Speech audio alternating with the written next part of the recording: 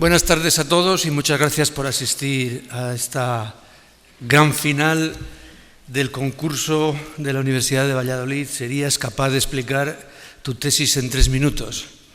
Gracias a los asistentes, gracias al jurado por su trabajo y gracias a los concursantes por participar. Los que estáis aquí, que habéis llegado a la gran final, pues enhorabuena por haber llegado hasta aquí y los mejores deseos durante el desarrollo del concurso. Para compensar que se trata de un concurso de explicar su tesis en 1 minuto, pues yo tenía la tentación de preparar una intervención de 30 minutos, pero luego desistí, porque hay que ir en consonancia con ello, así que voy a ser muy breve. Creo que es muy importante, estoy convencido, el vicerrector quizá también lo apoye, que una de las tareas más importantes en toda la vida académica es la tesis doctoral, sin ninguna duda. Confiere el máximo título académico que puede dar la universidad, lo demás son cosas sobrevenidas y oropeles y contratos de trabajo o este tipo de cosas. La guinda del trabajo en la universidad es la tesis doctoral y además es el fundamento y la base de todo lo que pueda venir después. Así que es muy importante. Las tesis las ponemos después en la biblioteca o en un repositorio, pero es tal la abundancia de información que muchas veces no llega a la gente porque es muy difícil meterse a leer tesis y tesis. Es árido, en muchos casos es algo muy profundo, muy riguroso. De modo que este esfuerzo de contar la tesis en 3 minutos es bueno para vosotros porque os ayuda a centrar el problema. Es bueno para vuestros compañeros porque ayuda a saber en lo que estáis trabajando y es bueno en general porque tiene que servir como un aperitivo para que la gente se interese, comprenda de verdad la raíz de los problemas y valore los resultados que alcanzáis en las tesis doctorales. Así que gracias por participar en esto, por hacer el esfuerzo y, como dije antes, mis mejores deseos para todos. Ahora que gane el mejor, como suele decirse en las cuestiones deportivas. Os dejo que el vicerrector presente al jurado y dé las últimas instrucciones y empezamos. Bueno, buenas tardes a todos. Bueno, la verdad es que la mayor parte de la gente que estéis aquí conocéis de lo que va este concurso. Realmente yo creo que el rector ha resumido bastante bien las cosas fundamentales. Como veis en la diapositiva, es un concurso organizado por la escuela de doctorado. Quiero resaltar que es un concurso que organiza la escuela realmente a iniciativa de un estudiante de la escuela, de Pablo Pinacho, que no puede acompañarnos porque ahora mismo está en una estancia fuera de la universidad. Pero bueno, es un buen ejemplo, una iniciativa de uno de vosotros que realmente fue recogida de forma entusiasta, como prácticamente todo lo que se hace en la escuela, por la dirección y apoyada desde el vicerrectorado. Ahí tenéis los patrocinadores, las entidades que colaboran. No los voy a leer porque siempre se te olvida alguno, entonces es mejor simplemente que lo veáis. El espíritu de la competición, bueno, en realidad el objetivo del concurso es que se explique la tesis en 3 minutos. ¿Por qué es importante que hagáis esto? Ya lo ha dicho el rector. Yo creo que hay dos razones fundamentales. Una, porque es un ejercicio, el doctorado suele ser una actividad súper especializada, una actividad que muchas veces percibimos como propia de gente recluida en el laboratorio, en sitios de investigación, y que realmente es prácticamente opaca a la sociedad, pero realmente es algo intrínsecamente que se hace para y por la sociedad.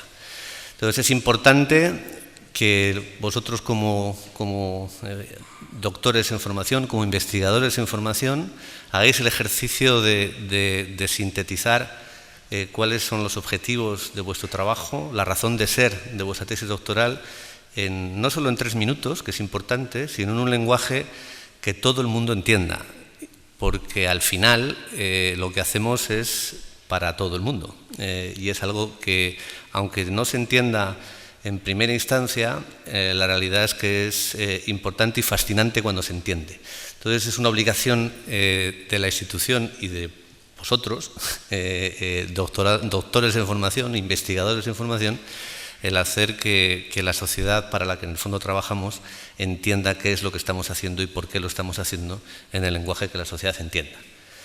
Bueno, como sabéis, estamos aquí, es la fase final, hemos tenido varias eliminatorias, 89 doctorandos han decidido embarcarse en esta aventura que creo que está siendo muy enriquecedora para todos. Aquí estamos pues 15 finalistas, espero que de aquí saldrá el ganador, pero yo creo que todos ya hemos ganado algo.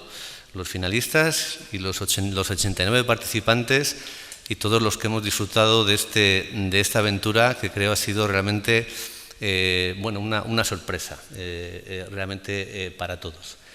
Los premios, veis ahí tenemos 3 premios, 2 premios que dependen de lo que el jurado que pasaré a presentar decida.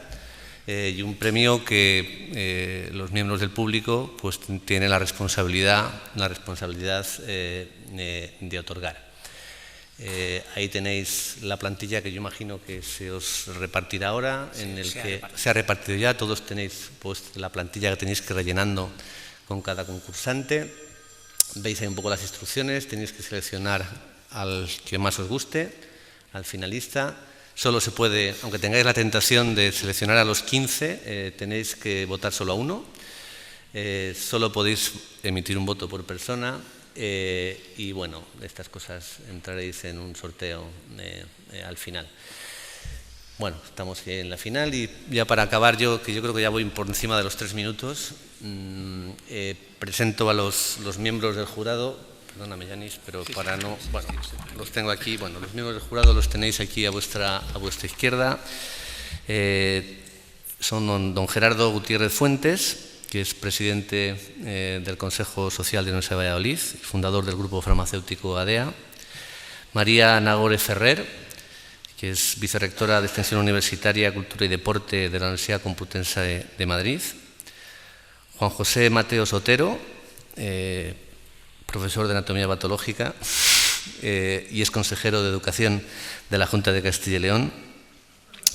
Antonio Ferreras García, director del Centro de Telefónica I+D en Boecillo, en Valladolid. Don Carlos Aganzo, director del Norte de Castilla. Eduardo Álvarez Rodríguez, el director general de Radio Televisión Castilla y León. Joaquín Díaz, músico académico numerario de la Real Academia de Bellas Artes de la Purísima Concepción, y doña María Victoria Soto Olmedo, concejala de Educación e Igualdad del Ayuntamiento de Valladolid. En vuestras manos o vuestro raciocinio encomendamos el destino de estos 15 finalistas. Bueno, pues buena suerte. Las reglas yo creo que las puede explicar. El concurso lo va a dirigir Yanis Dimitriades, que como todos conocéis es el director de la escuela.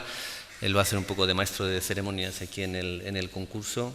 Irá dando paso a cada uno de los concursantes y bueno, pues a partir de ahora es tu responsabilidad, Yanis. ¿De acuerdo? Muy bien, buena suerte a todos. Bueno, yo iré haciendo, como decía, de azafato, intentando romper un poquito los nervios, el silencio ese que genera nervios. Lo diré muchas tonterías por anticipado, entonces, pero es para eso, como no soy un profesional de la comunicación, diré muchas tonterías.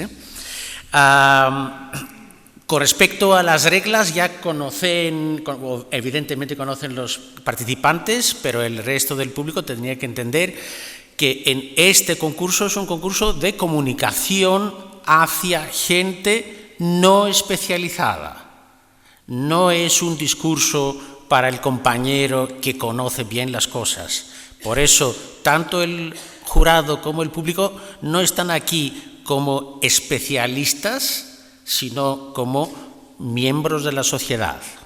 Por eso, este premio es justamente para... es una forma para decir que un concursante puede comunicar el contenido de su tesis a la sociedad. ¿Vale? Pues tenemos 15. El primer concursante, el primer participante, se llama Francisco José Pinto Fraga. Viene de uno de los 29 programas de doctorado que tenemos en la Escuela de Doctorado. En este caso, el programa de doctorado de las Ciencias de la Visión dentro del área de salud, y su título es SOS Biomarcadores.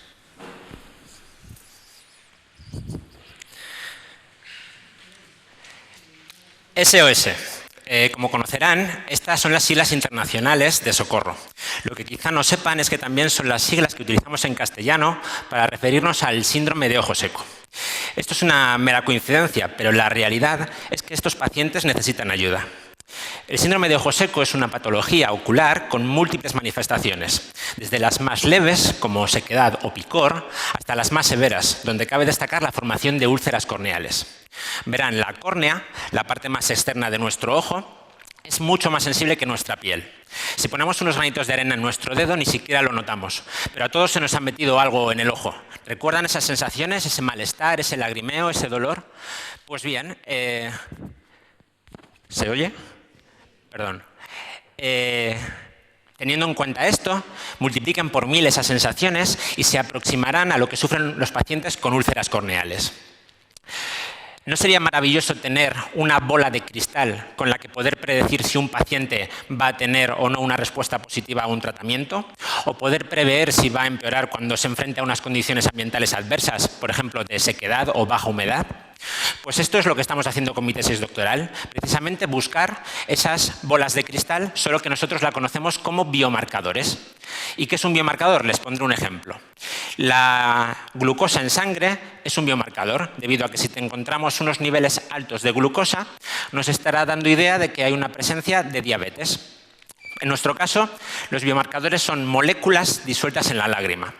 Lo que hemos hecho ha sido tomar muestras de lágrima de pacientes y analizar los niveles y concentraciones de ciertas moléculas. Además, hemos estudiado cómo varían estos niveles en esas moléculas dependiendo de si los pacientes tienen o no un tratamiento o de si se enfrentan o no a condiciones ambientales adversas. Y hemos relacionado esos cambios a nivel molecular con los cambios observados a nivel clínico, extrayendo conclusiones del siguiente tipo. Si todos los pacientes con un nivel alto en la molécula A han respondido bien al tratamiento y todos los que tenían un nivel bajo no han respondido, es fácil prever cómo se comportará respecto al tratamiento un paciente desconocido tan solo con medir sus niveles en la molécula A. Siguiendo esta línea de razonamiento y complicando un poquito más el análisis, estamos extrayendo información sobre otras moléculas o biomarcadores que nos respondan a otras muchas preguntas. Esperamos, quizá en un futuro, tener un dispositivo que nos permita tomar una muestra de lágrima, analizarla rápidamente y responder de manera objetiva al estado de severidad de los pacientes, a si van a responder negativamente o no a un ambiente adverso o si van a responder o no a un tratamiento. Con todo ello, esperamos estar contribuyendo y aportando nuestro granito de arena para dar respuesta a esa señal de SOS lanzada por nuestros pacientes con síndrome de ojo seco. Muchas gracias.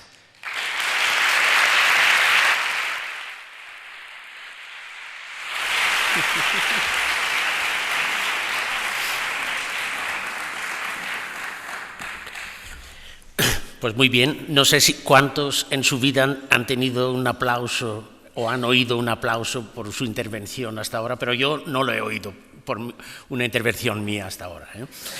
En este caso,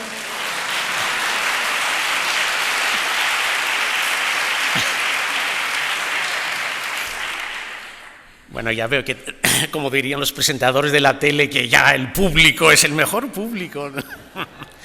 Bueno, en este caso, y mientras el jurado va valorando el primer participante, ya podríamos ver un ejemplo de investigación que viene del área de la salud y que muchos de nosotros conocemos, aunque no conozcamos la parte técnica de cómo algo se hace realidad. No es que ahora mismo lo sabemos exactamente todos los aspectos técnicos, pero yo creo que por lo menos se ve que el primer doctorando no hace algo extremadamente místico, ¿no? Es decir, algo que podría tener algo de sentido para la sociedad. Y a partir de allí, el siguiente participante estaría ya en un campo distinto, bastante distinto. Yo nunca sé si los sistemas forestales entran en ciencia o en ingeniería o qué, pero seguramente no es tema directamente de salud de forma directa, ¿no? Y por eso tendríamos una participante que viene del programa que se llama Conservación y Uso Sostenible de Sistemas Forestales. Se llama María Hernández Rodríguez y el título, yo creo que merece la pena que apuntéis los títulos y que luego contrastéis los títulos con los títulos finales de las tesis, ¿no? Sería un buen ejercicio. Del jaral a la cazuela, la producción de boletos. Buenas tardes. Probablemente muchos de vosotros hayáis reconocido la seta de la foto, o por lo menos su nombre en el título, el boletus. El boletus es una seta comestible, muy valorada, que habitualmente aparece en grandes bosques de robles, hayas o castaños, pero que también es capaz de aparecer en un ecosistema muy particular, que son los jarales. La jara es el matorral que podéis ver en la fotografía y tradicionalmente no ha contado con muy buena fama, porque es capaz de invadir rápidamente zonas quemadas, terrenos agrícolas abandonados, pastizales con poca presencia de ganado y aparentemente no proporcionaba ningún beneficio. Esto, gracias al aprovechamiento de boletus, puede cambiar. Además, por suerte para la población rural y por desgracia para la administración, es un matorral que se quema muy bien. Entonces, que soy un ganadero que quiere utilizar un antiguo pastizal pero ha sido colonizado por las jaras y no puedo, pues le prendo fuego al monte y al año que viene mis vacas están pastando alegremente. Que soy recolector de boletus en las jaras, pero han crecido tanto y son tan densas que me resulta imposible acceder a ellas a recoger las setas, pues le prendo fuego al monte y en 4 o 5 años tengo boletus accesibles. Es por eso que los gestores de la zona se pusieron en contacto con nosotros. Querían que les ayudásemos a encontrar el método de gestión más adecuado para disminuir el riesgo de incendios, potenciando el aprovechamiento de boletus. Y nos pusimos manos a la obra. En primer lugar, estudiamos la evolución natural de estos ecosistemas, porque resulta fundamental conocer cómo funciona la naturaleza por sí misma para poder posteriormente evaluar el efecto que tienen nuestras acciones sobre ella. Y después pasamos a evaluar diferentes técnicas de manejo, cortar todo el matorral, cortar únicamente una parte, o incluso realizar una quema controlada, porque el fuego es una herramienta de gestión válida, siempre y cuando se realice bajo las condiciones de seguridad necesarias. Una vez tuvimos datos de varios años del impacto que tienen esos tratamientos sobre la producción de hongos, pudimos desarrollar unos modelos estadísticos que nos permitían predecir la evolución de esas producciones a lo largo del tiempo, lo que constituye una herramienta muy útil en la planificación forestal. Y por último, como poderoso caballero es don dinero y los tratamientos solo van a poder ser aplicables en realidad si son económicamente rentables, realizamos un estudio económico. En conclusión, sabemos que si cortamos la jara mediante un desbroce total con un tractor cuando tiene aproximadamente 20 años de edad, vamos a maximizar el beneficio obtenido por la población rural a partir del aprovechamiento de boletus. Y además vamos a disminuir la cantidad de combustible presente en el monte, disminuyendo así no solo el riesgo de incendios, sino también posiblemente las ganas de quemar el monte. Muchas gracias.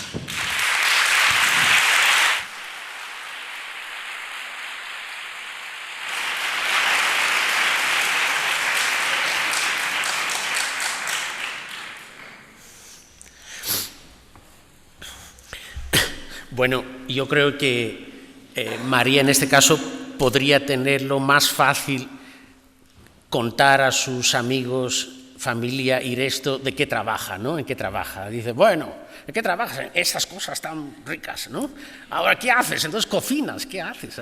¿No? Pero bueno, por lo menos, y si además, supongo que si alguien da el título, ¿no? Ya sería aún más atractivo, ¿no? De decir, mira, trabajas en algo muy interesante en la tesis, ¿no?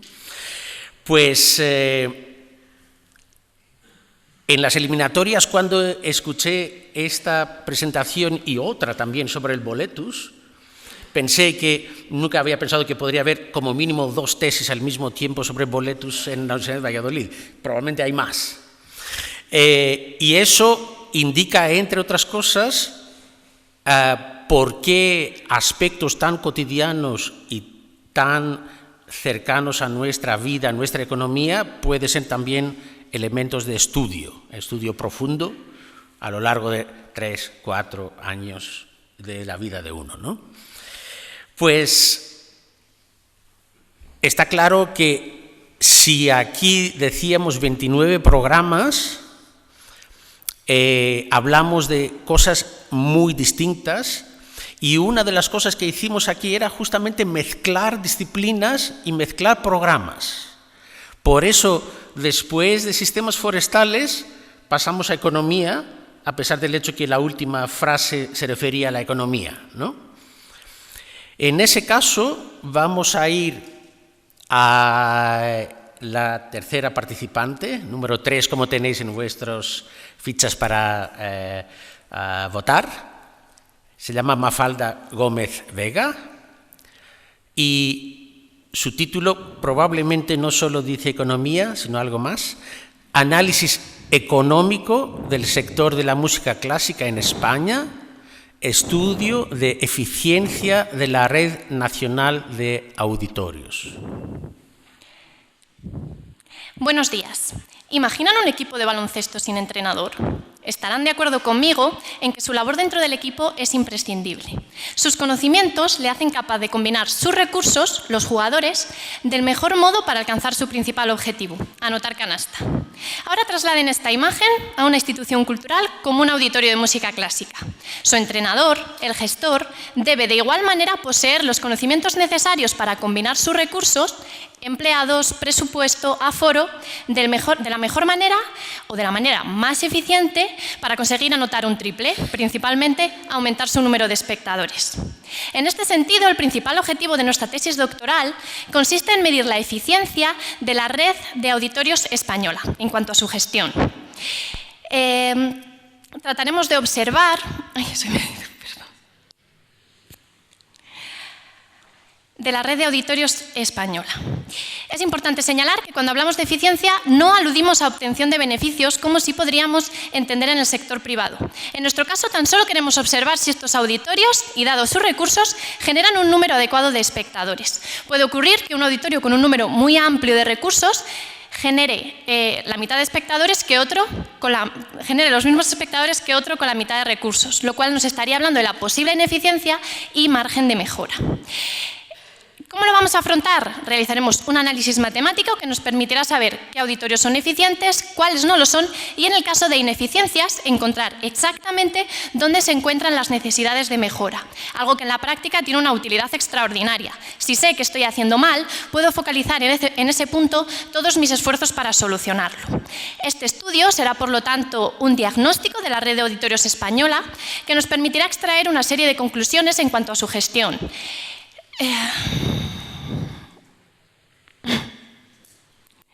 Siendo el resultado más palpable la construcción de un catálogo de recomendaciones que los ayudará a ser más eficientes, económicamente más independientes del sector público y, en última instancia, más viables en un contexto de crisis como el actual, donde las aportaciones públicas, especialmente las destinadas al sector cultural, caen. Esperamos poder aportar un granito de arena para el fortalecimiento de un sector cultural en España que nos ayude a ser un país más próspero económicamente, pero también más libre intelectualmente. No obstante, y en palabras del filósofo, pero también músico Nietzsche, sin música, la vida es un error. Muchas gracias.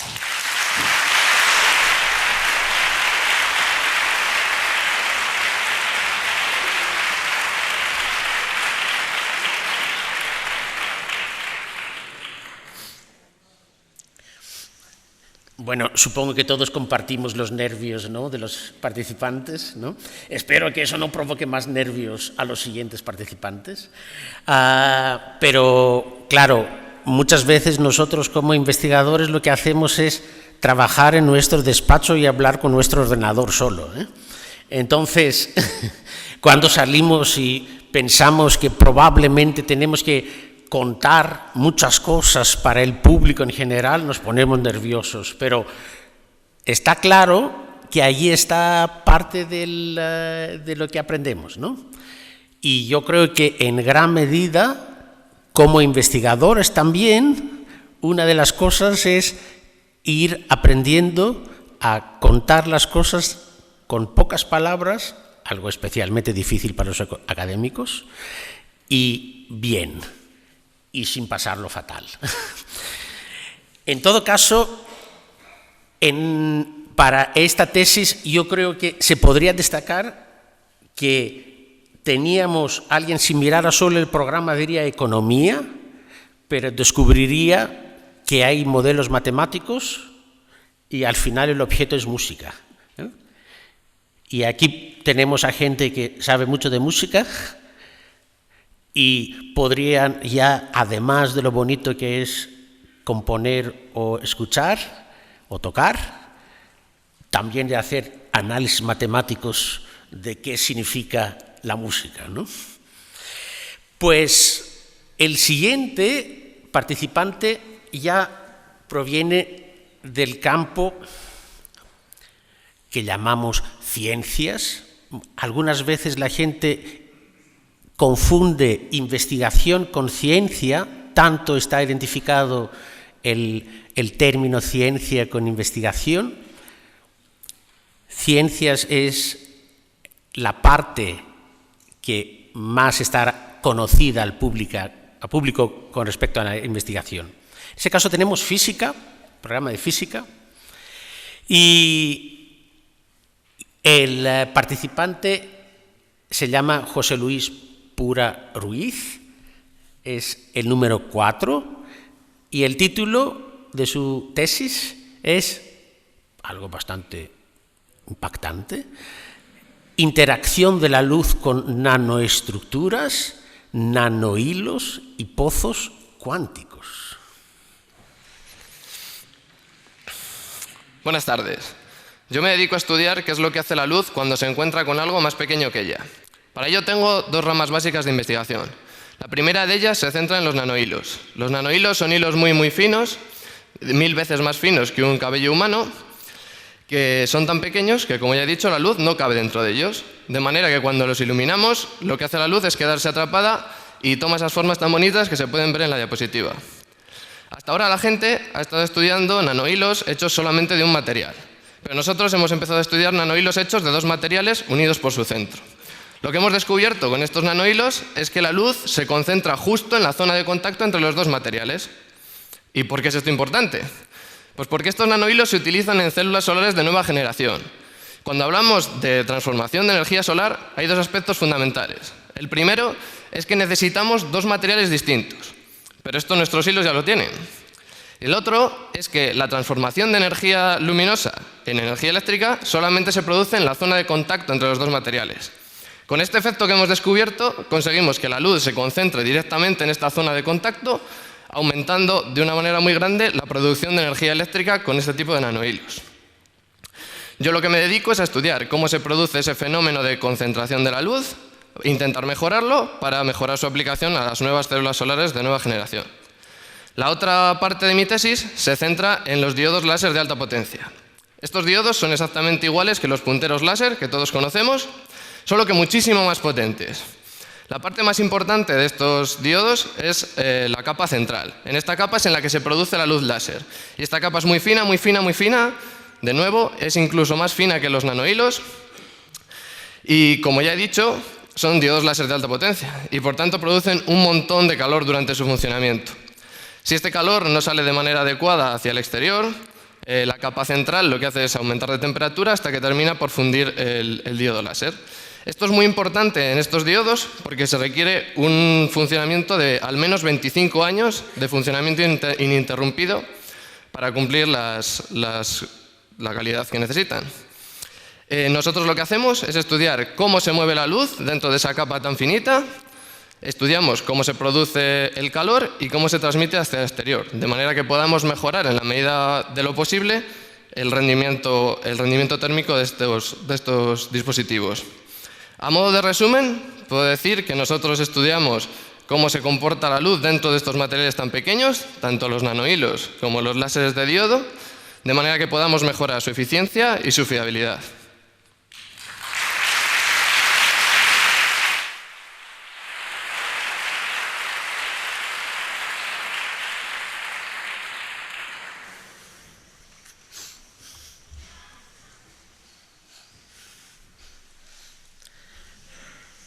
Bueno, está claro que con los rayos láser y todas esas cosas seguramente podrá convencer a sus parientes, familia y amigos que hace ciencia. Y además, algunas veces, escuchando probablemente esta presentación, se puede ver que los que hacen ciencia clásica pura no solo hacen ecuaciones sin más, aunque las ecuaciones, como veremos algún momento más tarde, también son importantes.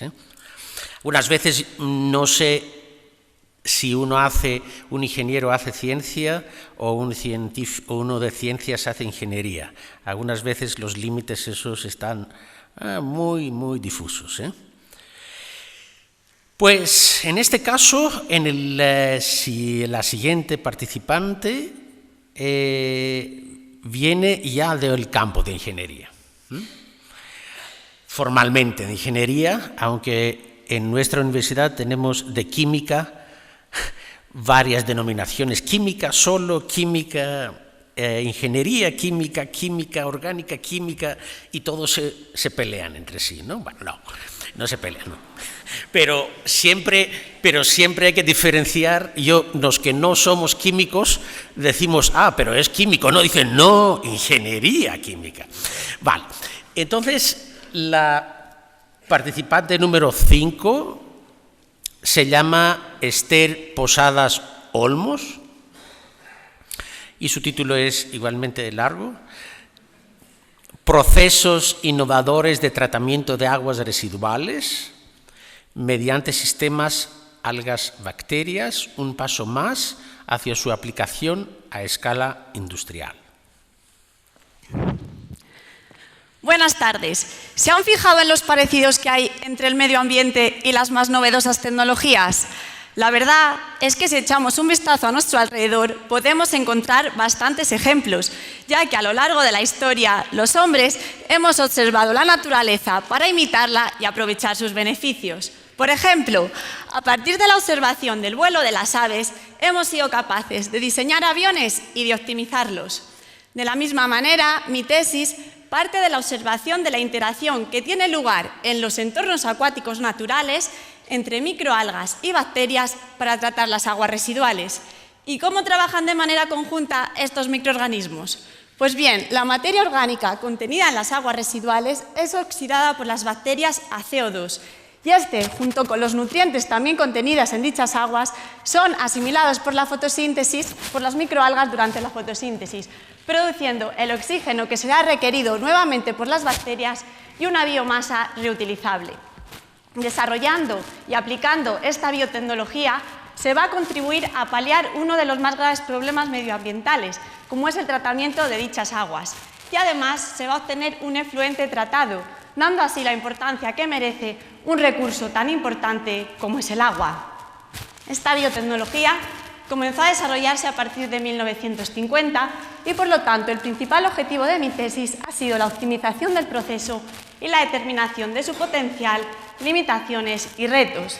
Así, hemos trabajado con diferentes tipos de fotobioreactores, que es como se denomina a los sistemas en los cuales tiene lugar este tipo de tratamiento. El volumen de estos sistemas ha sido desde 30 hasta 5.000 litros.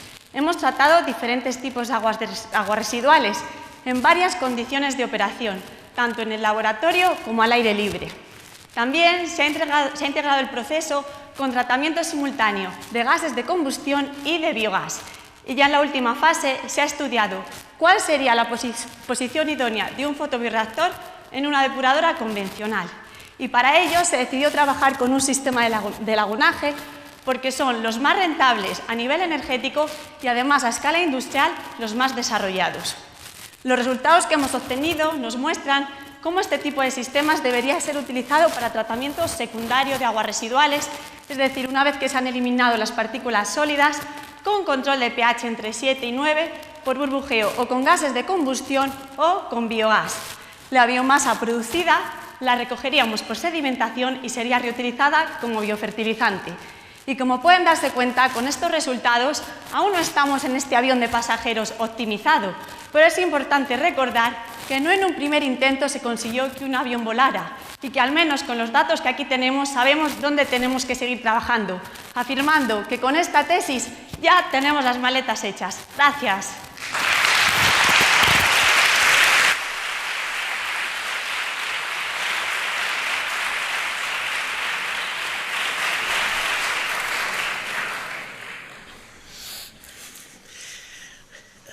Una de las cosas interesantes de este concurso es ver si algún momento escucharemos el gong, ¿no? El público no ve ahora mismo el reloj, pero yo lo veo. Y los participantes lo ven. Espero, ¿no? Y claro, cuando ves que 08, 07, 06 es... bueno,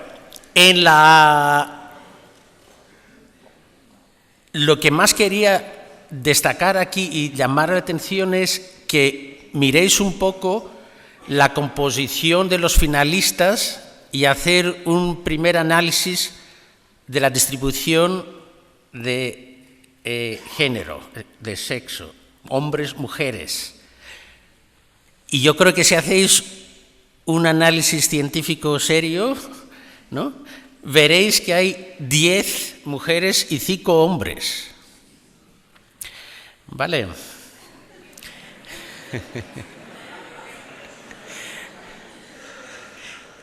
Pues eso hace tiempo hubiera sido un dato muy destacado y yo creo que hay que seguir destacando. Cuando yo estudiaba de ingeniería hace siglos, teníamos 2 chicas en nuestra clase de 75. 2 que cuando no iban decíamos, ¿y qué hacíamos nosotros? Vamos con los de filosofía. Vale. Pues yo creo que merece la pena ir viendo esta parte. Y espero que en algún momento también los premios Príncipe de Asturias, por ejemplo, que están mañana, si me equivoco, la distribución de los premios sea igual, algún día, espero, algún día. Pues la siguiente participante, número 6, ya hemos pasado un tercio, viene del programa de investigación en ciencias de la salud. Se llama Cristina Hernán García y su tesis podría llamarse Factores de riesgo cardiovascular, síndrome metabólico y resistencia a insulina en una población de adultos con sobrepeso y obesidad. Muchas gracias. La obesidad ha sido definida por la Organización Mundial de la Salud como la epidemia del siglo XXI. Tanto es así que desde el año 80 las cifras se han duplicado. Actualmente hay más de 600 millones de personas obesas y esta tendencia continúa al alza. Esta distribución es mundial, pero a nivel nacional ocurre exactamente lo mismo. Para medir la obesidad utilizamos 2 parámetros, el índice de masa corporal, que relaciona la altura con el peso, y el perímetro de la cintura, como podemos observar en la fotografía de nuestra diapositiva. La obesidad, además, se asocia a multitud de complicaciones. Es decir, ¿qué nos pasa si tenemos más peso del que deberíamos? Pues vamos a tener complicaciones como artrosis respiratorias, complicaciones metabólicas, es decir, que vamos a tener una tensión arterial elevada, un aumento del colesterol, una dislipemia, un aumento de la glucosa, que puede dar lugar a una diabetes, y el síndrome de resistencia a insulina, que quiere decir que la insulina no puede ejercer su acción y los niveles de glucosa no se pueden mantener estables. A su vez, esta asociación de factores es lo que se ha llamado ahora mismo síndrome metabólico. Ser obeso quiere decir que vamos a tener mucho más riesgo de tener una enfermedad cardiovascular, un infarto de miocardio o un ictus en un futuro. Luego es importante estudiarlo. Para ello nosotros lo que hemos cogido una muestra de obesos de más de 1000 personas procedentes de Valladolid y hemos observado sus características clínicas, sociales, estilos de vida, variables clínicas y como resultados, entre otros, hemos obtenido que tenemos una muestra joven, unos 44 años, con un estilo de vida sedentario, menos del 30% hacía algún ejercicio físico. Vemos diferencias también entre hombres y mujeres. Observamos que los hombres tienen mayor perímetro de cintura que las mujeres. Y vemos también que existe una mayor presencia de enfermedades que son a su vez factores de riesgo cardiovascular como la hipertensión, la dislipemia o la diabetes, mucho más que la población general y que además la mitad desconocía que tenía esas enfermedades. Luego, en un futuro probablemente debuten con una complicación. Como conclusión y reflexión, decimos que necesitamos hacer un abordaje individual de unas personas obesas aparentemente sanas que probablemente vayan a tener complicaciones en un futuro y un abordaje poblacional desde la salud pública fomentando una mejor alimentación y una práctica de ejercicio físico para poder hacer frente a esta epidemia que se llama obesidad. Muchas gracias.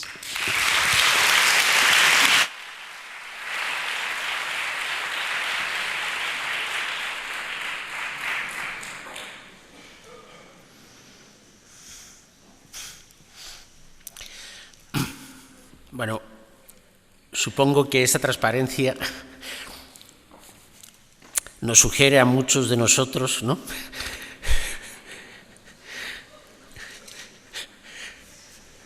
no nos queda otro remedio de pensar en nosotros mismos. Entonces,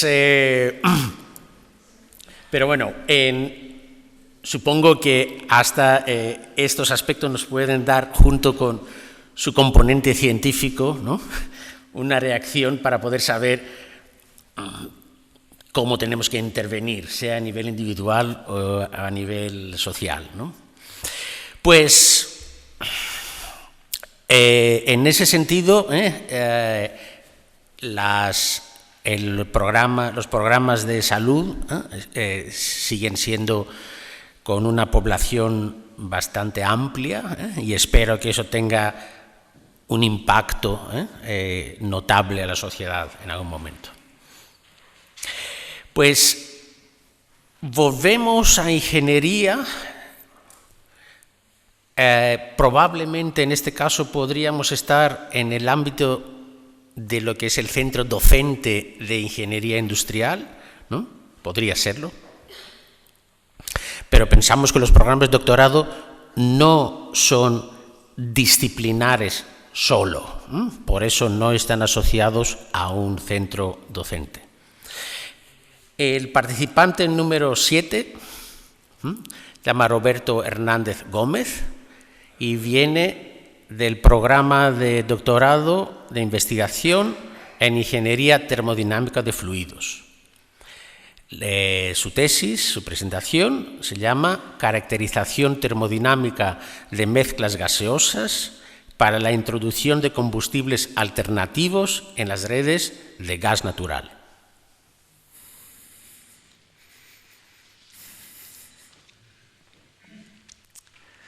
¿Se imaginan que fuéramos capaces de generar energía sostenible, rentable y al alcance de todos, cuya utilización redujera las emisiones de gases de efecto invernadero y disminuyera la dependencia actual de los combustibles fósiles tradicionales, que además tuviera origen renovable y revalorizara residuos orgánicos? Biogás. El biogás procede de la fermentación, en ausencia de oxígeno, de materia orgánica. Materia orgánica como la que generamos en nuestras casas, la basura, residuos agrícolas y ganaderos e incluso cultivos energéticos como el maíz o el girasol. Debidamente purificado, el biogás tiene las mismas aplicaciones que el gas natural. Puede utilizarse como combustible para vehículos o para generar calor y electricidad. Entonces, ¿por qué no está el biogás más presente en nuestras vidas? ¿Por qué no es posible inyectarlo directamente en las redes de gas natural y distribuirlo hasta nuestros hogares? Bien, existen una serie de parámetros y modelos matemáticos orientados específicamente a simular el comportamiento del gas natural, algo crucial para el diseño e integración de instalaciones y también para su facturación. La cuestión es, ¿son estos modelos válidos para el biogás? Responder a esta pregunta es un requisito previo, fundamental, para la comercialización de biogás a través de las redes de gas natural y uno de los objetivos de mi tesis. Para ello, hemos preparado en laboratorio diferentes mezclas sintéticas gaseosas con componentes relacionados con el biogás y mediante una técnica experimental hemos medido su densidad en amplios rangos de presión y temperatura con gran precisión. La técnica utilizada se basa en el principio de Arquímedes. Ya saben, aquel griego que al tomar un baño y ver rebosar el agua, se percató de que todo cuerpo inmerso en un fluido experimenta un empuje vertical y hacia arriba igual al peso de fluido desalojado. Es decir, que si introducimos un cuerpo de volumen conocido en el interior de las mezclas que hemos preparado, con la instrumentación adecuada podemos medir el empuje que experimenta y calcular a partir de él la densidad de las mezclas. Los resultados obtenidos se han comparado con los arrojados por los modelos de referencia para el gas natural y se han identificado, cuantificado e interpretado las desviaciones existentes. Por supuesto, la completa integración de biogás en las redes de gas natural requiere de abordar otros muchos aspectos técnicos y administrativos. No obstante, este proyecto es un importante paso con el que esperamos contribuir a adaptar los modelos actuales o incluso ayudar a generar otros nuevos para que en el futuro el biogás fluya hasta nuestros hogares. Gracias.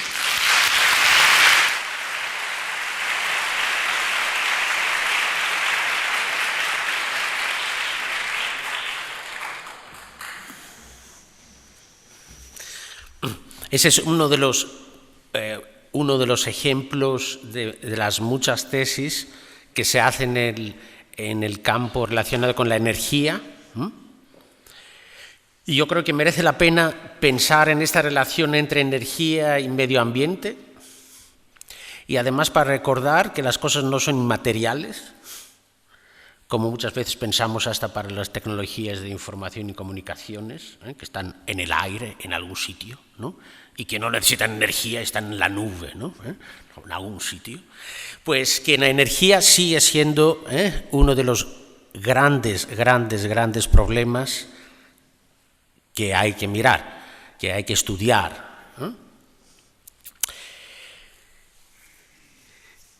Y si el caso de la energía y del medio ambiente yo creo que es bastante cercano, yo creo que de algo en lo que todos podemos opinar es sobre educación. De hecho, todos opinamos sobre educación, ¿no? En ese caso, la participante número 8 nos va a hablar desde el punto de vista de la investigadora en educación, se llama Ana Isabel Caballero Merino, y nos va a hablar de Tras el sueño de un profesorado excelente.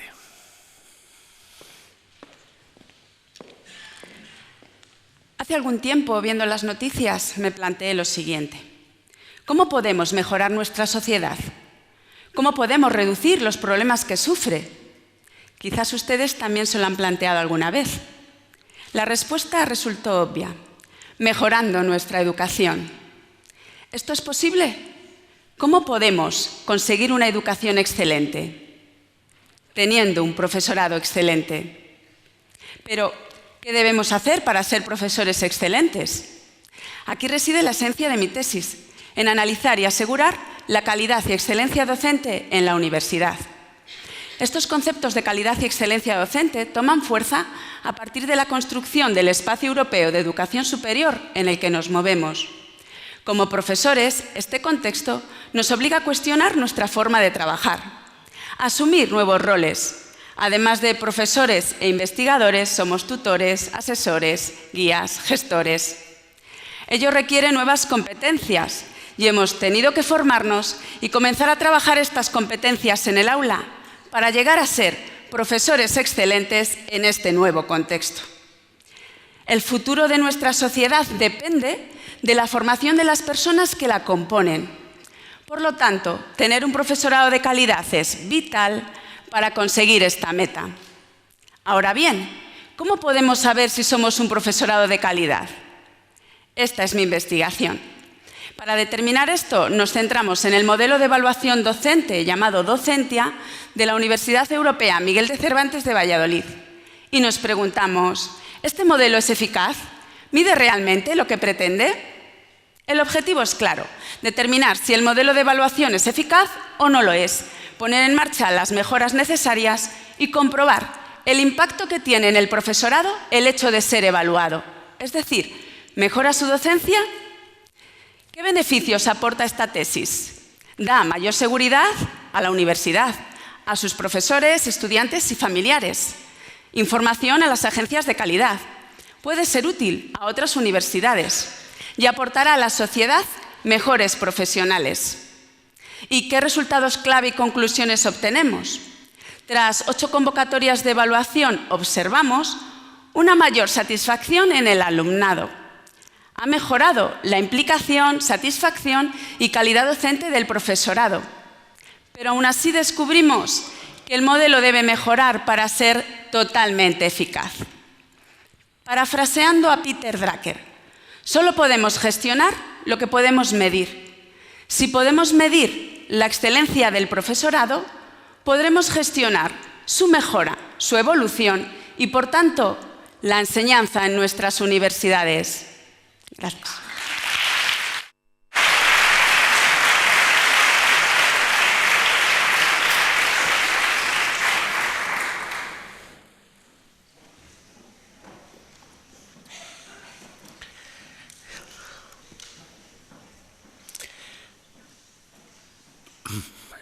Supongo que para muchos de nosotros aquí, que además de investigadores somos docentes, todas esas cosas que se han dicho, bueno, nos tienen que hacer reflexionar mucho.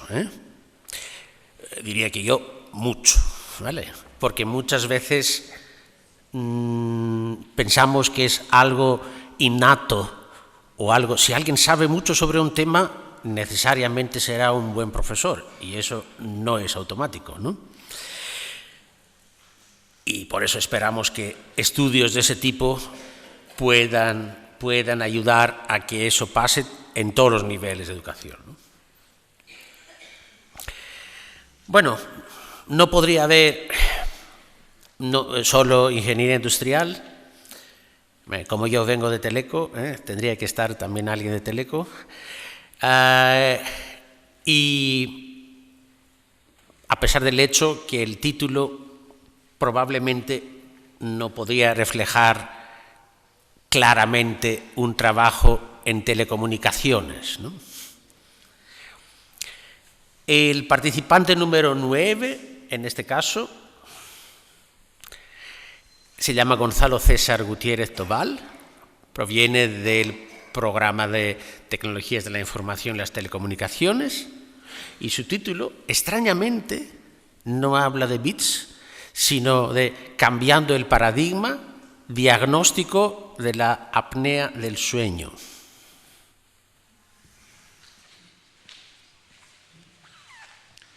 Injustificadamente compleja.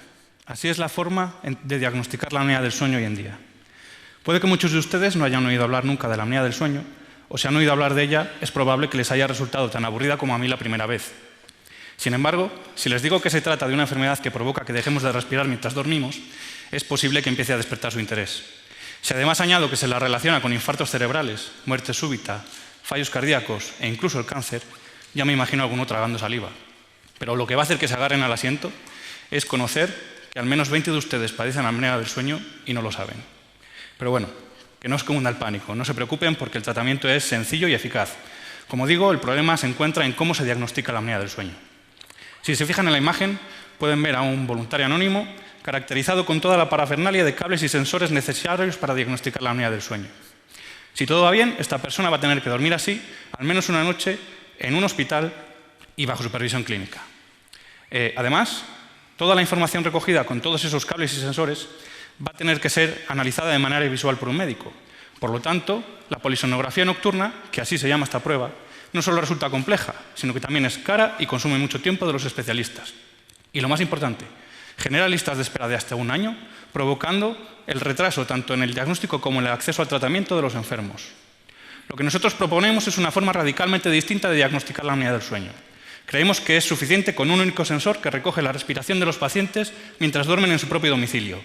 Y la clave está en que el análisis de la respiración no va a ser realizado por un médico de manera casi manual, sino que se va a realizar de manera automática mediante técnicas matemáticas avanzadas inspiradas en el funcionamiento del cerebro humano. Dicho de otra forma, vamos a enseñar a un ordenador a diagnosticar la apnea del sueño, pero le vamos a enseñar también que en lugar de 32 canales va a necesitar solo uno para hacerlo.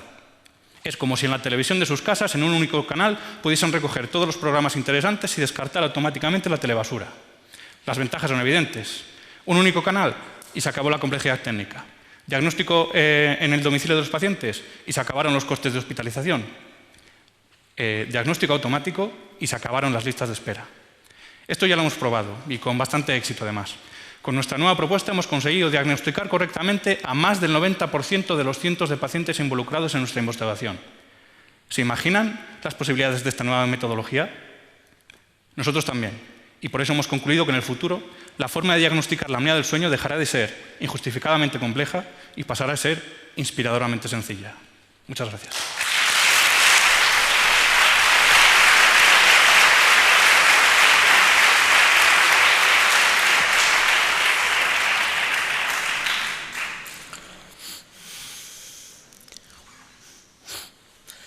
Bueno, viendo de la diapositiva se puede tener alguna pista más, ¿no? Que hay algo de tecnología dentro, ¿no? Sin embargo, del título, alguien podría decir que no tiene nada que ver con tecnología. Eso es uno de los aspectos que más quería destacar y eso es uno de los aspectos que más queríamos promover con este concurso. Acercar a las distintas disciplinas esperando que si las disciplinas llegan y se acercan, se pueda hacer un trabajo nuevo basado en el trabajo multidisciplinar. Por eso, por ejemplo, habrá aquí en el día 27 de octubre una mesa redonda a partir de una visita de un profesor extranjero sobre investigación interdisciplinar. Justamente este es uno de nuestros grandes objetivos. Bueno, no queda otro remedio que decir, bueno, podría decir muchos chistes ahora, ¿eh? Vale, siendo griego, vale.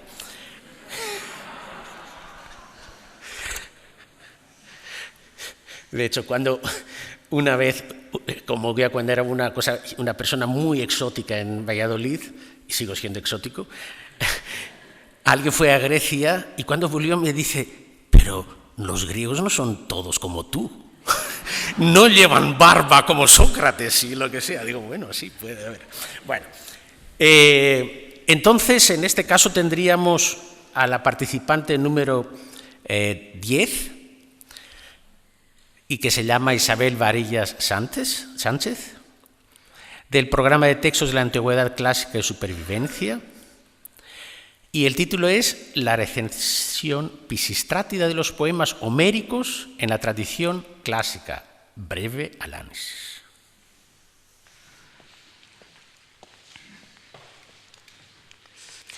¿Recordáis cuándo comienza la historia? Os lo preguntaré de otra manera. ¿Recordáis qué hito marca el paso de prehistoria a historia? Según lo que todos estudiamos, ese hito es la aparición de la escritura en el siglo VIII a.C. Además, en esa época se fechan tradicionalmente las obras más antiguas de la literatura europea, la Ilíada y la Odisea de Homero.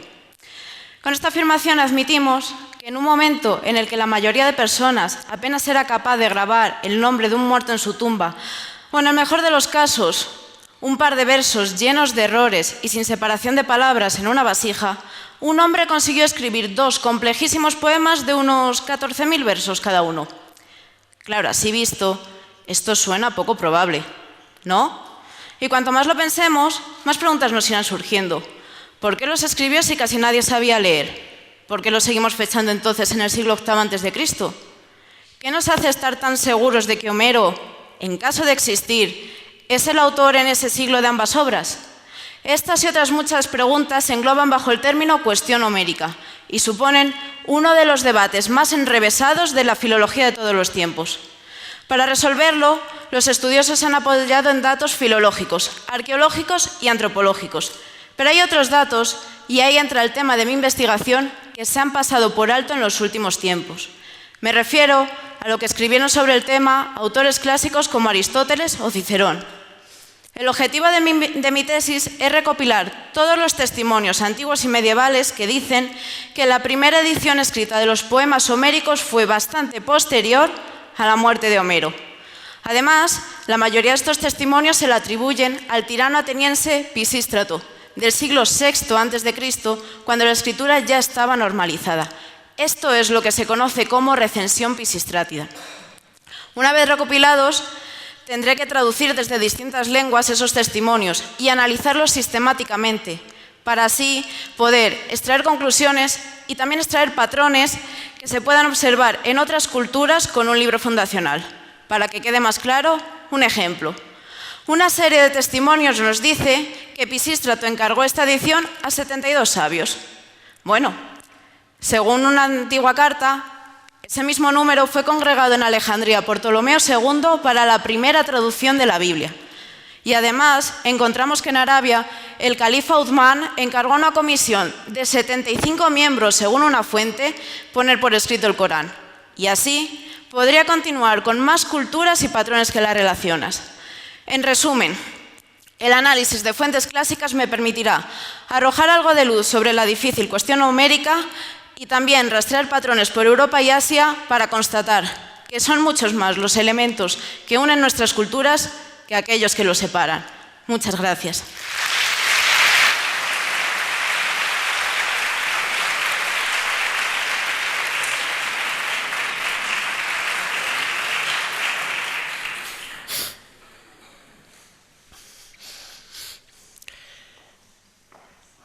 Bueno, esta tesis nos recuerda que en humanidades se hace investigación. Y nos recuerda que se hace buena investigación. Y que la investigación no es solo ciencia, sino es también investigación en otros ámbitos. Y si pienso también en el último dicho, ¿no?, en la conclusión de la presentación, ¿no?,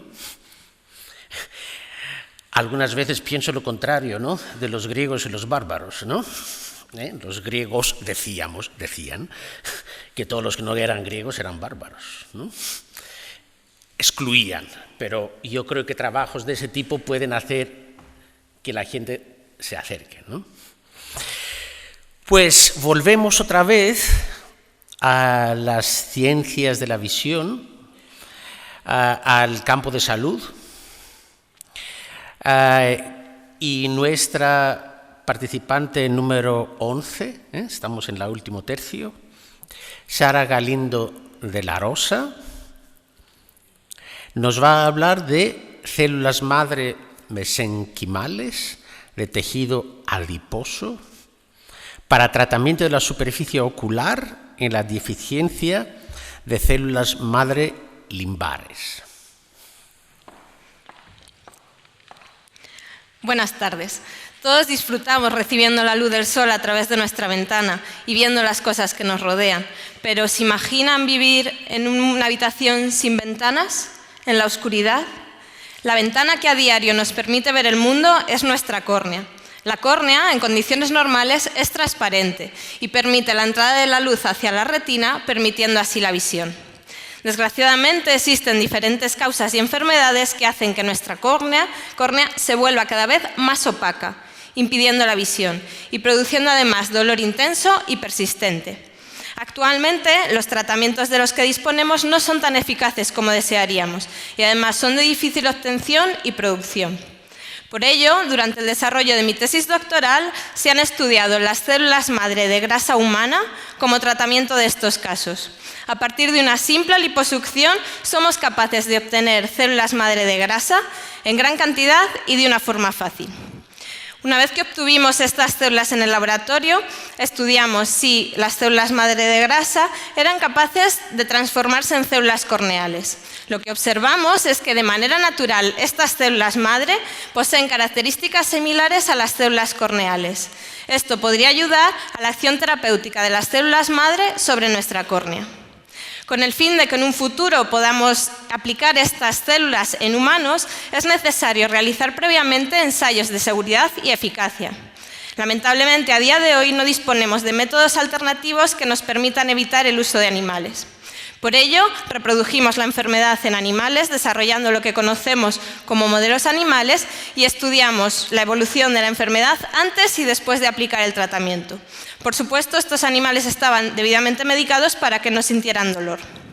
Los resultados que conseguimos descubrir con estos ensayos fueron, por un lado, que las células son seguras para su aplicación sobre la superficie ocular y, por otro, que son capaces de frenar la evolución de la enfermedad. En conjunto, podemos decir que, por un lado, gracias a las características innatas de estas células y a los buenos resultados obtenidos en los ensayos de seguridad y eficacia, esperamos que en un futuro cercano podamos disponer de estas células madre en la clínica para ayudar a todos esos pacientes que poseen una ceguera de origen corneal. Con ello se abre un rayito de esperanza para todos estos pacientes a los que esperamos poder ayudar manteniendo la ventana de sus ojos abierta. Muchas gracias.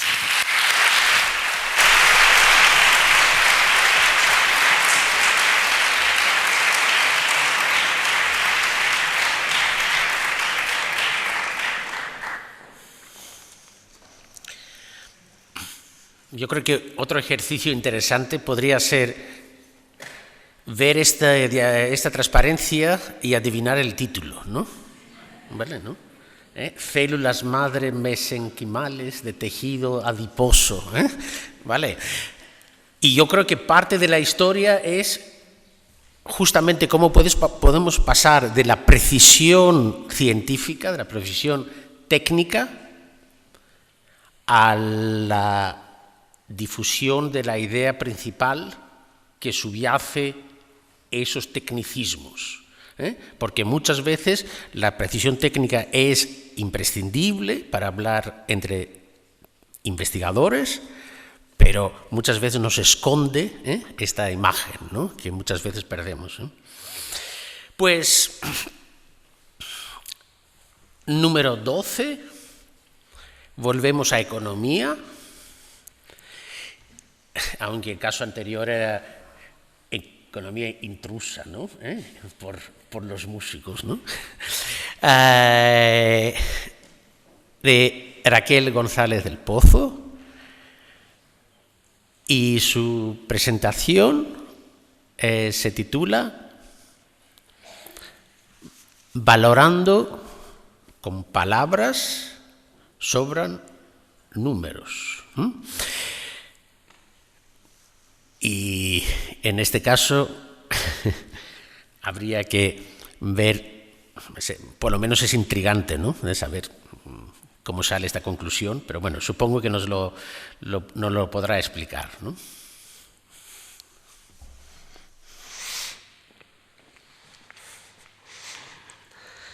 Seguro que a todos ustedes les han preguntado en alguna ocasión que indiquen su nivel de satisfacción con un producto o servicio en una escala del 1 al 10, del 1 al 4, pero ¿por qué tenemos que utilizar escalas numéricas?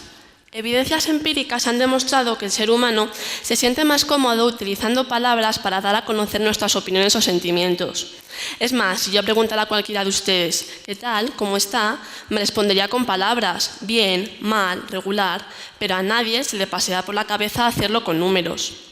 Si se fijan en la diapositiva podrán ver algunos ejemplos tomados de encuestas de diversos ámbitos, económico, sanitario o turístico, que utilizan escalas cualitativas. Sin embargo, por lo general, el uso de estas escalas ha ido acompañada de simplificaciones injustificadas, hasta el punto de llegar a asignar números a estos términos, lo cual va en contra de la teoría de la medición. En mi tesis abordamos un problema poco estudiado hasta ahora, las escalas cualitativas no uniformes, es decir, aquellas en las que se puede apreciar proximidades psicológicas distintas entre cada par de términos consecutivos. Esto quedará más claro con un ejemplo. Si alguna vez han visitado la página web TripAdvisor, habrán visto que utiliza una escala de 5 términos. Lo cierto es que esta escala podría ser no uniforme, si por ejemplo algunos de ustedes consideraran que un término como muy bueno está más próximo a excelente que a normal, siendo esta muestra de no uniformidad aplicable al resto de términos de esta u otras escalas. Por tanto, ante escalas cualitativas no uniformes, no podemos utilizar los números para agregar las opiniones de los individuos. Entonces, ¿cómo trabajamos con este tipo de encuestas? Nosotros proponemos una forma puramente ordinal, basada en la medida de proximidad ordinal, que como su nombre indica no tiene carácter numérico y que contiene la información sobre cómo aprecian un conjunto de expertos las proximidades entre los términos de las escalas y que aplicada a las valoraciones lingüísticas que de los individuos podía usarse para hacer rankings de mejores hoteles, universidades o incluso empresas. Además, este procedimiento supondría una novedad en los estudios de mercado, por ejemplo, ya que estos podrían utilizar valoraciones lingüísticas para conocer el grado de consenso de los consumidores ante las características de uno o varios productos e incluso llegar a agruparlos en grupos relativamente homogéneos en función de sus opiniones. Por todo lo expuesto, mi investigación nos descubre una nueva forma de entender y aplicar las escalas cualitativas. Así que recordando la frase atribuida a Albert Einstein, no todo lo que cuenta puede ser contado, dejemos a un lado los números. Las palabras nos podrán acercar mejor a la realidad.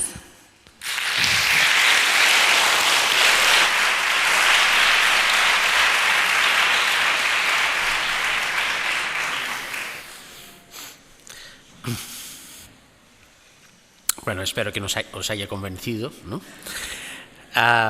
Pero pensando en economía, yo creo que una de las preguntas que a lo mejor deberíamos hacer de nuevo sería, ¿y esa gente que hace tesis doctorales, quién financia las tesis doctorales? Y la respuesta es fácil, es la sociedad. Es decir, los que estamos aquí y los que no están aquí.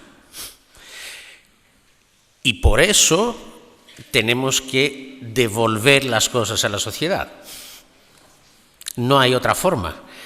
Y si hacemos algo hoy es dar una pequeña devolución, un pequeño pago, a cambio, un pequeño reconocimiento de la contribución que hace cada uno de nosotros, especialmente a nivel público, con nuestras contribuciones para que esa investigación se pueda hacer.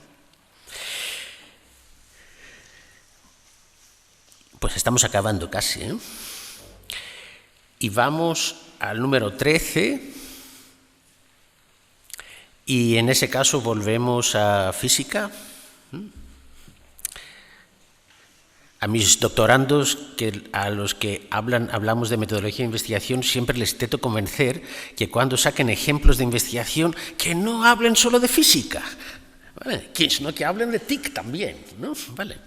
Bueno, será de física y se llama Judith Martín de León y nos hablará de polímeros nanocelulares, la fabricación óptima de los aislantes del futuro. Buenas tardes. Uno de los mayores problemas de la humanidad es generar energía para 6.000 millones de personas. Por una parte, generar tanta energía nos sale muy caro. Por otra, contamina mucho. Es por ello que la Unión Europea ha propuesto un plan de eficiencia energética que se centra en el sector de la construcción. A día de hoy, calentar una vivienda familiar estándar supone gastar 1.700 euros al año y emitir a la atmósfera una cantidad de 2.400 kilos de CO2. Bien, pues estos valores habrán de verse reducidos en un 60% para el año 2020. La única solución es mejorar el aislamiento de nuestras viviendas.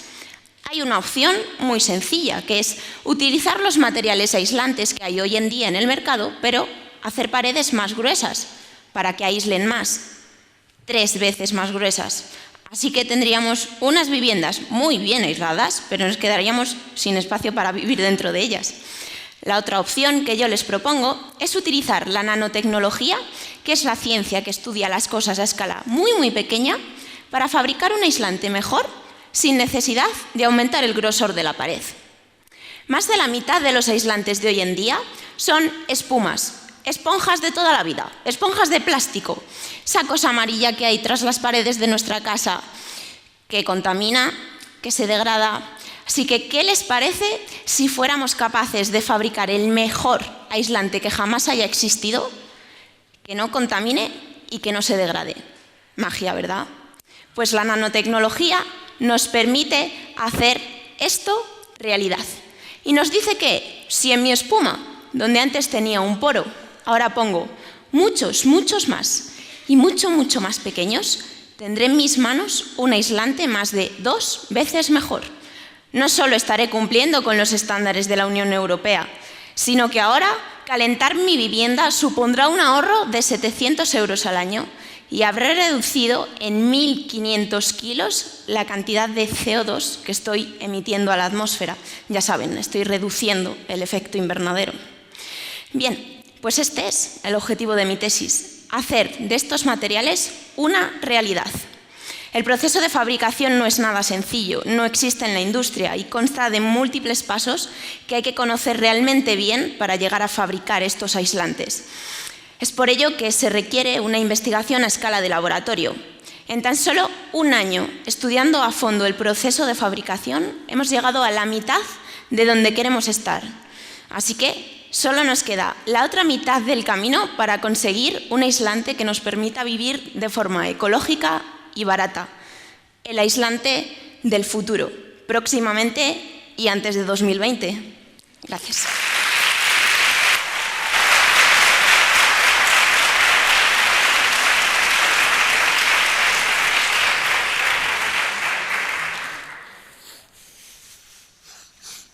Bueno, si contactamos este trabajo con mi comentario anterior, se podría ver de dónde viene la financiación. Y la financiación se define, entre otras cosas, en lo que se llaman los retos sociales, tanto a nivel europeo como a nivel nacional. Y este tema de medio ambiente, energía, es justamente uno de los 7 retos sociales.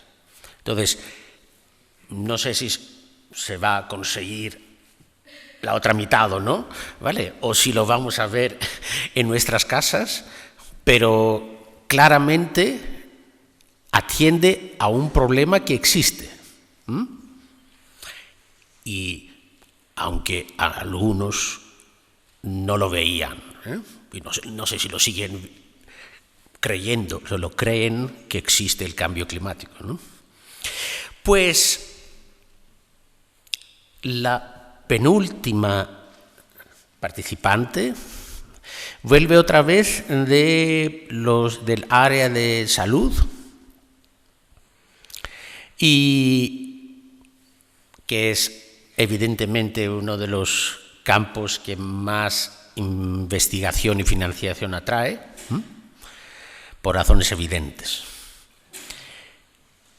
En ese caso, y esperando que se pueda meter el micrófono, Gemma Ruiz López del Prado, cuando sea y sin ponerse nerviosa, nos va a hablar del hemograma y shock séptico, cuando sea. Muy bien.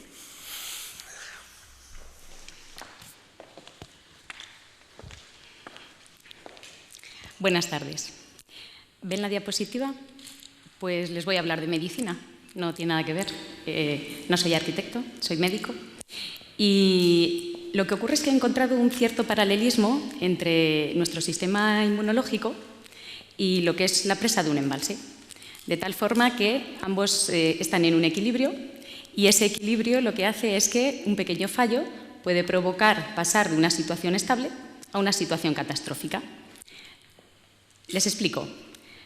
Nuestro sistema inmunológico es a la amenaza de las infecciones bacterianas lo que la pared o la presa de un embalse a la presión del agua, un constante elemento de contención. De tal forma que si detectamos una fisura en la pared del embalse, puede provocar la ruptura de la misma y como consecuencia habrá una gran avalancha de agua que arrasará todo lo que tenga a su paso. Bien, en el sistema inmunológico ocurre algo muy parecido, de tal forma que intentaremos detectar, pronosticar qué es lo que ocurre con nuestro sistema inmunológico antes de que se produzca esa catástrofe.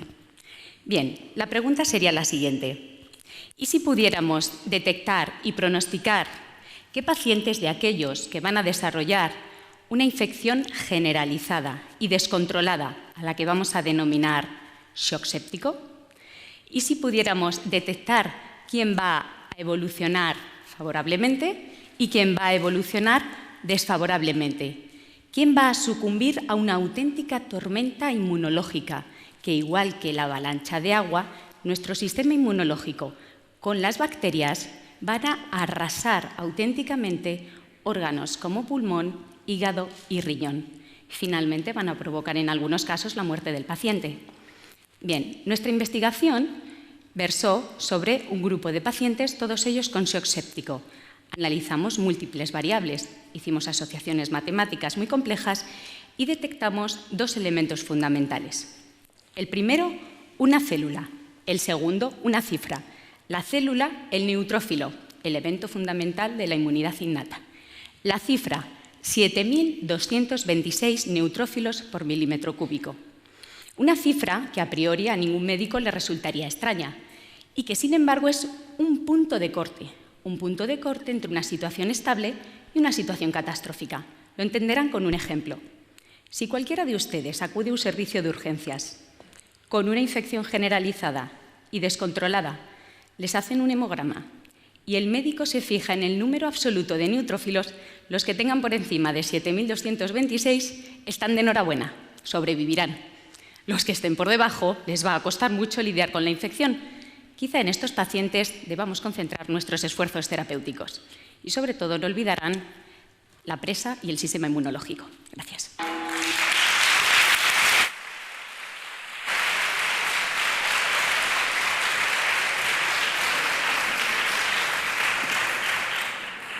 Bueno, todos habéis oído cómo suena, ¿no? Pero ha sido a menos 0,01, ¿eh? Para que... Pues a mí no me queda otro remedio, ya, de hecho me ha pasado ya, que a partir de esta presentación, como la vi también en las eliminatorias, no me quedará otro remedio de ver presas y pensar en shock séptico. Bueno, a lo mejor algún día lo voy a olvidar que era el shock séptico, pero ahora mismo es lo primero que pienso. Estuve en el canal de Castilla el pasado fin de semana y pensaba en shock séptico. No, enseguida me olvidaba, ¿no? Y pensaba en los chopos. Bueno, y la última presentación vuelve otra vez a ser de campo de las tecnologías de la información y las telecomunicaciones, pero no hay mano negra aquí, ¿vale? El hecho de que yo soy del mismo campo no tiene nada que ver. Y el último participante se llama Javier Royuela del Val y nos va a hablar de imagen por resonancia magnética, need for speed.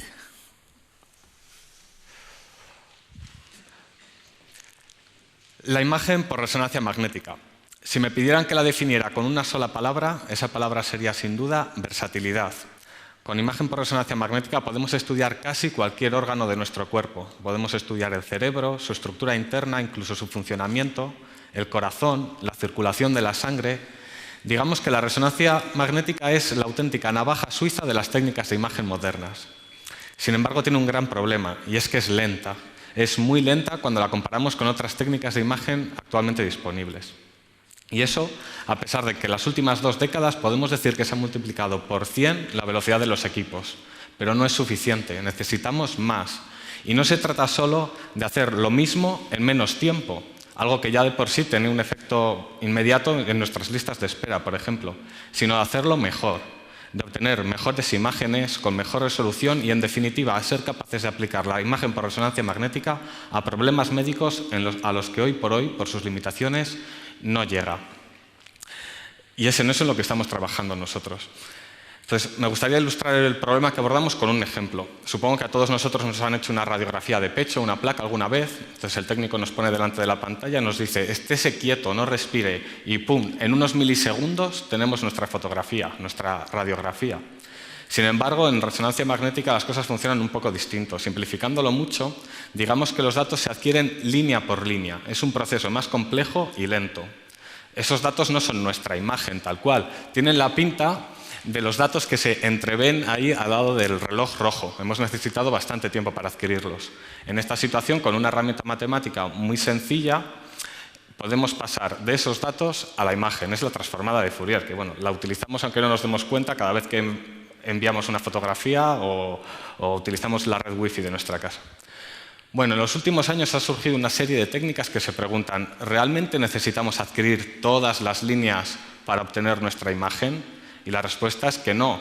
Podemos adquirir unas cuantas líneas de forma dispersa y utilizar técnicas avanzadas de procesamiento de esos datos de los que manejamos en Teleco, precisamente, para, batiendo esos datos con técnicas, como digo, avanzadas, obtener nuestra imagen del corazón. Y algo muy importante, no necesitamos modificar nuestro equipo. Nuestro escáner es el mismo, no necesitamos equipos más potentes, más avanzados y más caros, en definitiva. Solo necesitamos un ordenador más potente y las técnicas de las que hacía referencia. ¿Y cuál es nuestra contribución a esto? Nosotros estamos interesados en el efecto del movimiento. Partimos de la hipótesis de que si sabemos cómo late el corazón o cómo se está viendo desplazado arriba y abajo por la respiración del paciente, podemos, 1, mejorar la calidad de esas imágenes, o 2, ser capaces de reconstruirlas a partir de muchos menos datos, acelerando un poquito más la imagen por resonancia magnética, que falta nos hace. Muchas gracias.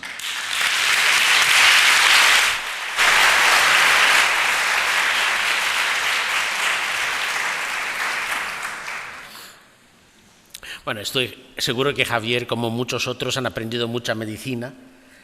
A partir de un momento pasará la línea esa que separa las disciplinas, si no la ha pasado ya, la línea clásica que llamamos en el lado brillante y el lado oscuro, ¿no? Y ya en ese caso probablemente tendremos investigación interdisciplinar, ¿no? También en esta última presentación teníamos, además de palabras en castellano, palabras en inglés, aunque como seguramente habéis detectado antes, se han usado muchas palabras en griego, y si no lo habéis hecho, hay muchas. Pues ahora mismo que hemos acabado la serie de presentaciones, tendremos un rato, espero que sea menos que 30 minutos, para poder tener los datos, los números traspasados de los papeles a las máquinas, una discusión, Y al mismo tiempo tenemos algo para que no os aburráis mientras tanto, y para que tanto los doctorandos que han sufrido tanto estos momentos, como con el resto de la gente, pueda estar e intercambiar ideas, impresiones, y reírse un poco. En este caso os quiero recordar que tenéis una papeleta y podéis poner una cruz, se recomienda no hacer trampas, ¿vale? No todos los miembros de una familia de un concursante vayan a votar al concursante. Y ya luego tenemos una urna justamente a la salida, y cuando hayamos terminado el proceso logístico os llamaremos, tendréis que dejar obligatoriamente de comer, no nos permiten traer aquí bebidas y comidas, y ya podremos ver quiénes han ganado.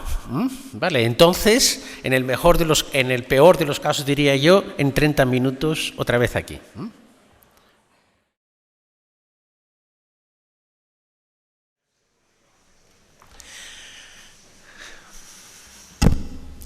Bueno, no han sido 30 minutos precisamente, pero casi 30 minutos, los 30 minutos británicos versión española, ¿no?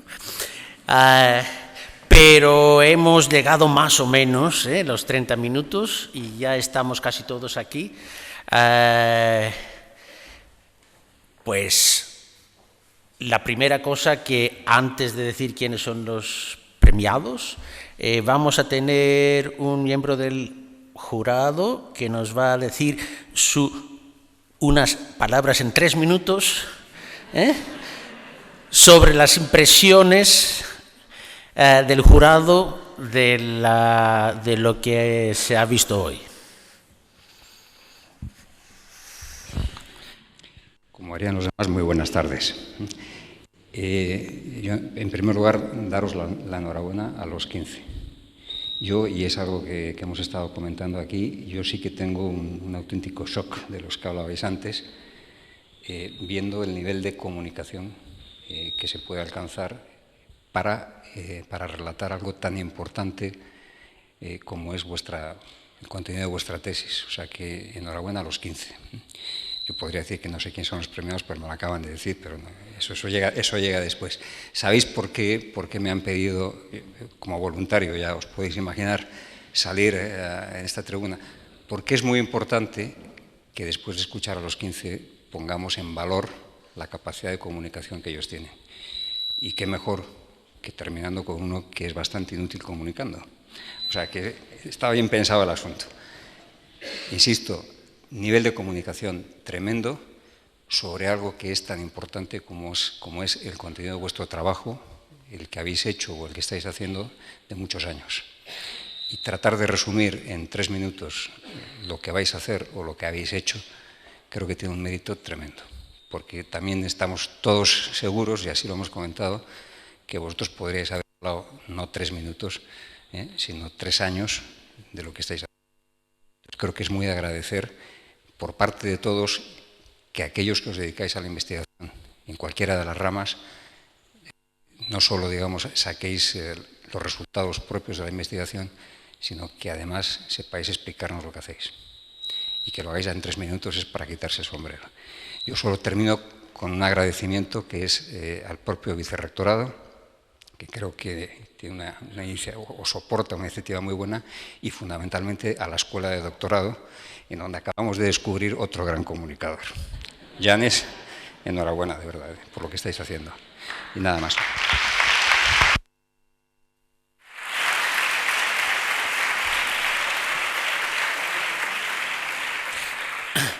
Bueno, como ya sabéis, tenemos premio del público, segundo premio, primer premio, ¿no?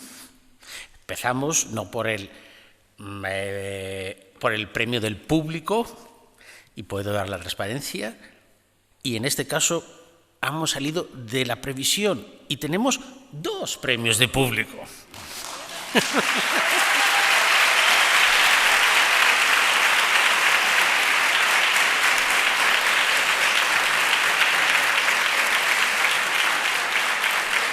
Pues el primer premio de público es para Sara Galindo de Rosa.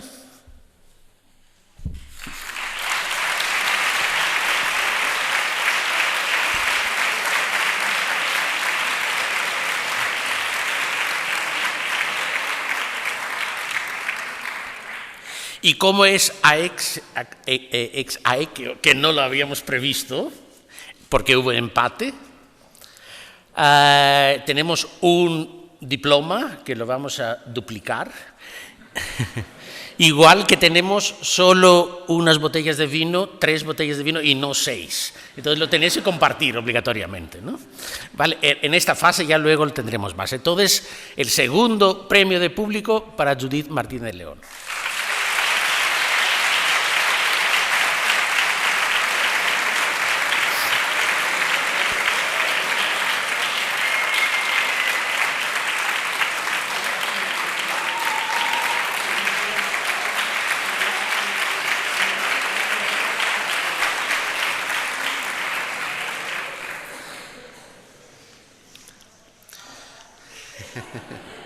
Bueno, 2 ya han ganado de los 15, ¿vale? No han empatado tanto el resto, entonces ya no vamos a tener 5 empatados en el segundo y 6 del primero, ¿eh? Pero bueno. Y el segundo premio es...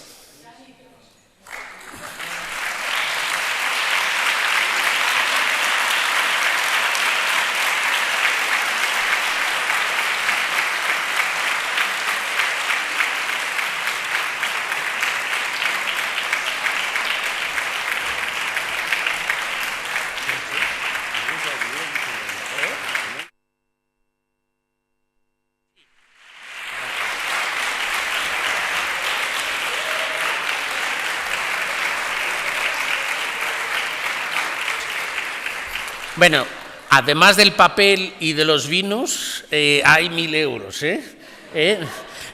No, el rector no tenía hoy 1.000 euros en el bolsillo, entonces ya lo vamos a dar un poquito más tarde. Comentario, para el premio de público teníamos 500 euros y vamos a dar 500 más 500 euros, Vale, entonces...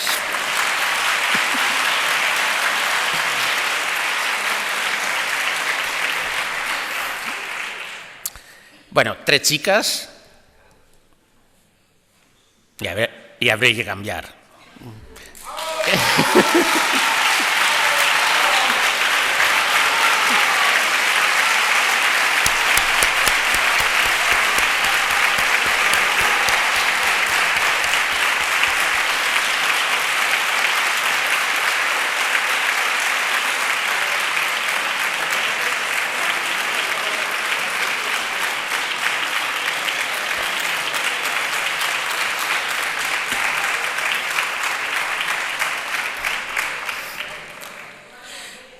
Lo que no saben los ganadores y los finalistas es que luego les tendremos de tour, ¿no?, por todos los sitios contando sus tesis, Vale, ya lo he avisado antes, espero que estos discursos lleguen también no solo en esta sala o por esa retransmisión en directo, sino también en los sitios donde vive la gente que no sea universitaria, en los institutos, en los museos y así. Pues eso puede parecer una obviedad, pero no lo es, ¿vale? Cuando empezamos el concurso yo decía, a mí el concurso no me gusta, porque uno gana, ¿vale? Pero lo que queremos es hacer comunidad, y hacer comunidad quiere decir que por lo menos 15 se hayan visto aquí, y que hayan aprendido un poquito más y con un poco de suerte tenemos algunos más por aquí y el año que viene más gente que se puedan ver y hablar entre sí. Todo eso no se hace si la gente no trabaja y han trabajado mucho los participantes, muchísimo, me ha sorprendido la cantidad de trabajo que está detrás de las presentaciones, pero ha estado la gente detrás del escenario, el personal, los miembros de la SDUVA en el sentido amplio, profesores, demás otros doctorandos, coordinadores que impulsan esta participación y esta comunidad. Los jurados, evidentemente, que sacan tiempo, no les hemos dado premio, ¿no? Vale, pero bueno, vamos a hacer. Y luego, si algo hemos ganado nosotros como mínimo, como organizadores duros, era la capacidad de conocer y trabajar con gente, y además de mí, de Patricia, que son parte de nuestro trabajo, ¿vale? Y Soteraña Aguirre, que también es profesora y se podría considerar que es casi parte de su trabajo, aunque me gustaría tener muchos más profesores en el comité organizador. El resto del comité organizador son doctorandos. Y son Lucía González,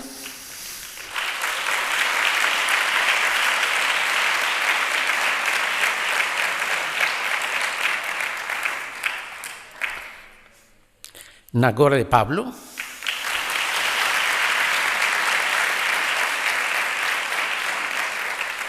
Jairo Rodríguez,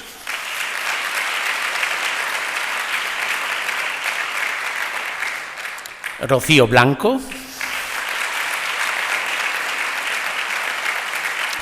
y de los que no están aquí, Raquel Jiménez, Alberto Macario y Pablo Pinacho, que nos dio la idea al principio de todo.